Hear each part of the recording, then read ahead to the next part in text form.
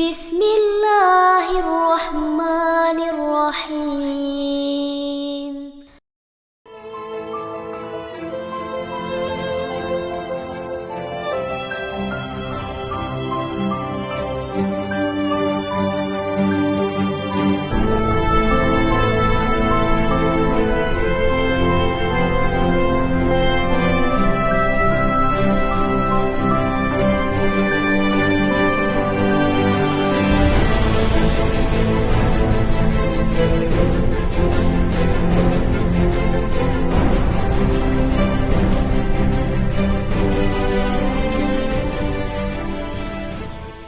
Halo, Assalamualaikum warahmatullahi wabarakatuh. Kembali lagi di Siro Series episode ke-8. Kali ini kita mau bahas apa ya? Yuk belajar. Nah, sekarang di episode ke-8 kita akan membahas mengenai kisah Hajar Aswad.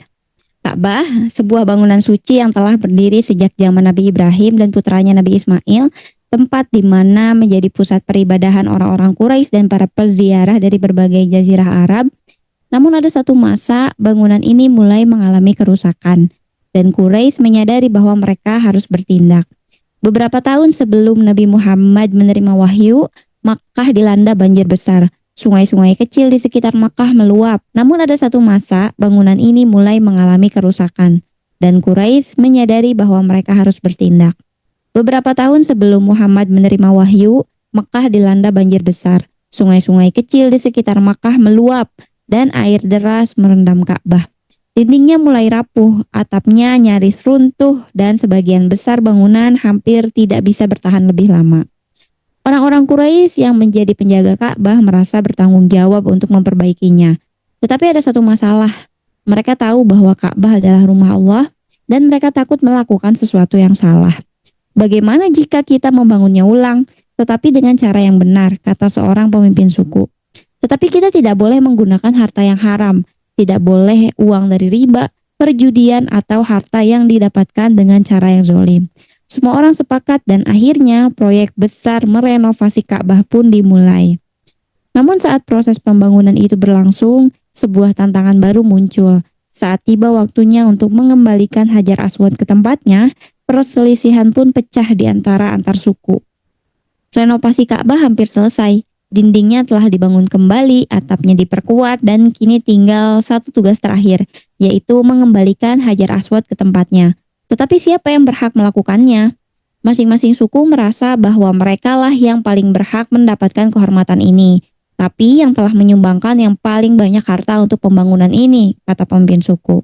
Tidak, kami yang memulainya lebih dulu, seru yang lain. Suasana semakin memanas.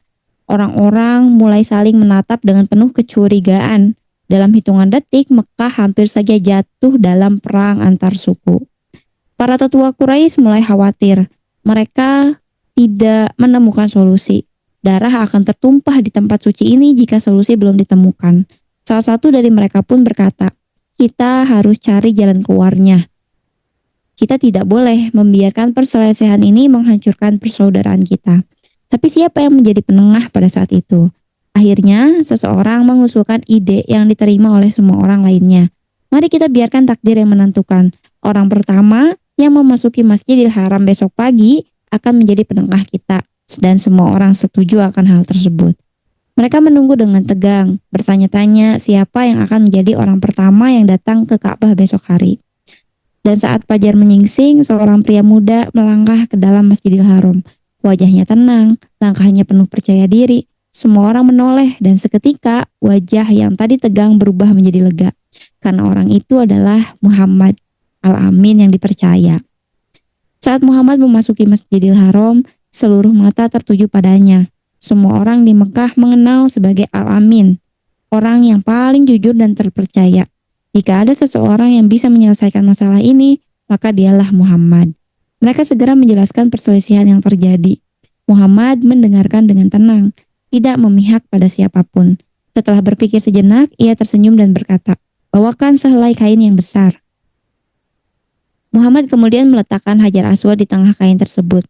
Ia meminta setiap kepala suku yang memegang ujung kain itu bersama-sama. Angkatlah kain ini bersama-sama, lalu dekatkan ke dinding Ka'bah, perintahnya. Para pemimpin Quraisy pun saling bertukar pandang dan perlahan-lahan mereka tersenyum dan inilah solusi yang mereka cari.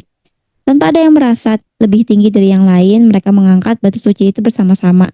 Dan setelah mencapai tempatnya, Muhammad sendiri yang mengambil Hajar Aswad dan meletakkannya dengan tangannya yang mulia, menyelesaikan perselisihan tanpa menumpahkan setetes darah pun.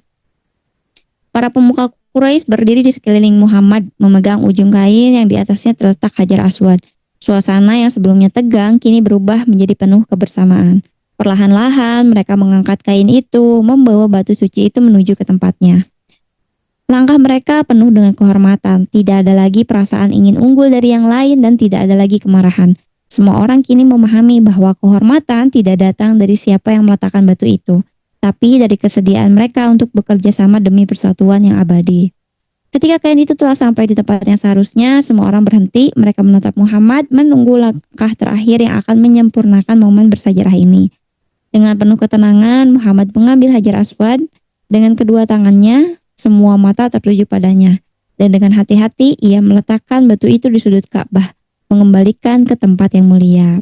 Suasana mendadak hening, tidak ada suara, tidak ada perdebatan, hanya ada rasa lega dan kekaguman. Dalam satu gerakan, perselisihan yang hampir menumpahkan darah kini telah berakhir. Dengan satu langkah Muhammad yang telah menyelamatkan kehormatan semua suku di Mekah. Para pemimpin Quraisy saling bertukar pandang. Mereka sudah tahu bahwa tanpa Muhammad, perang saudara sudah pasti pecah di tanah suci ini. Salah satu pemimpin suku akhirnya berbicara. Suaranya penuh kekaguman. Sungguh ini adalah keputusan yang paling adil. Yang lain mengangguk, andai saja setiap perselisihan bisa diselesaikan sebijak ini. Dan akhirnya suara yang lebih kuat terdengar di antara mereka. Tidak diragukan lagi, Muhammad adalah Al-Amin, orang yang paling jujur dan paling terpercaya di antara kita semua. Sejak hari itu, julukan Al-Amin pun semakin kuat di dalam diri Muhammad. Tidak ada yang meragukan integritasnya. Tidak ada yang berani menentang keadilannya. Dan tanpa mereka sadari, mereka baru saja menyaksikan kebijaksanaan seseorang yang kelak akan mengubah dunia. Peristiwa peletakan Hajar Aswad bukan hanya tentang menyelamatkan Mekah dari perang saudara. Ini adalah pertanda, sebuah awal dari kebijaksanaan yang akan terus bersinar. Muhammad belum menerima wahyu saat itu, tapi Allah telah membentuknya menjadi seorang pemimpin yang penuh kebijaksanaan dan keadilan.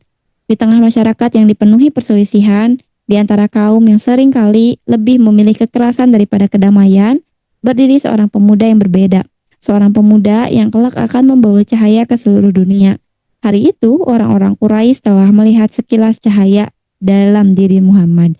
Tetapi mereka belum menyadari bahwa cahaya itu akan menerangi seluruh umat manusia. Dan kelak, ketika wahyu turun, mereka akan kembali kepada Muhammad. Mereka akan datang bukan hanya karena kebijaksanaan, tetapi karena ia adalah pembawa kebenaran. Seorang nabi yang telah dipersiapkan sejak awal untuk membawa risalah ilahi kepada seluruh umat manusia. Itulah salah satu kisah yang terjadi pada era masanya kepemimpinan kafir Quraisy.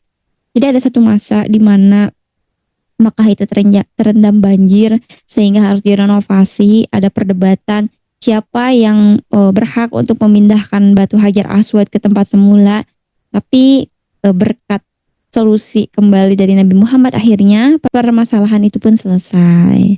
Gimana kisah selanjutnya? Jangan lupa subscribe karena aku nggak sabar buat ketemu kalian lagi. Assalamualaikum warahmatullahi wabarakatuh.